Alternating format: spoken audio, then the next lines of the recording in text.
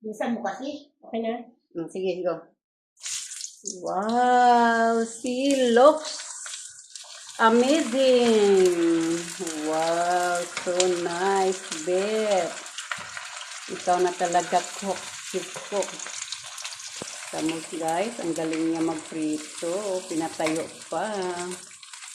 Ano na yung tubig. Wow. Ayun siyan. Kaya pag mainit na mainit, no? Guys. Ganyan lang pala magprito ng mga malalaking isda sa restaurant. Hindi yung diretso lagay.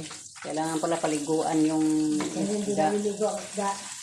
Wow, see? Ang alam mo, ang yung isda, aliguan. Galing.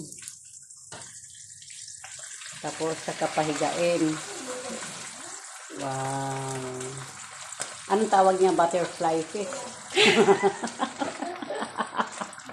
Bird fish. Hindi kasi ano siya eh. May ano siya eh. May guhit-guhit, diba? Siya, ganda. Wow.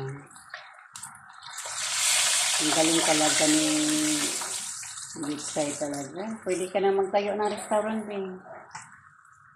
Ang galing yung chef cook namin dito.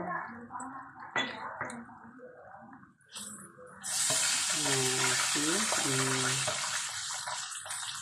Parang mabili pa, parang luto na nga, di ba?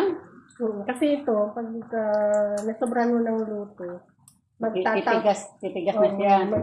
Sobrang, yung klaseng isda na to, hindi to pwedeng tagalan. tagalan mo. Kailangan talaga ganyan siya. Ano po, no? Yan lang pala ang technique pala ng pagprito ng malaking isda. Hindi naman. May recipe lang kasi ako sumunod. Oh. Tapos kailangan i-test mo yung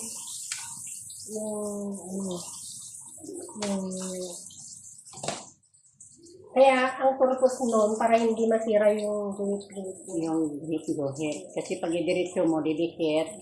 At ano, now I know the technique. Kailangan marami din yung mantika mo. Kailangan marami.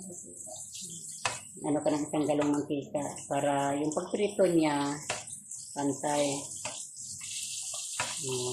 Pero tender yung yung ilalim pero crispy sa ilalim. Hi, Madam Beth. Hi.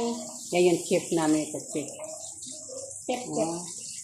Galing niya magluto, guys. So, hindi siya mabitaw-bitawan ng mga ano. Kasi napakagaling niya magluto.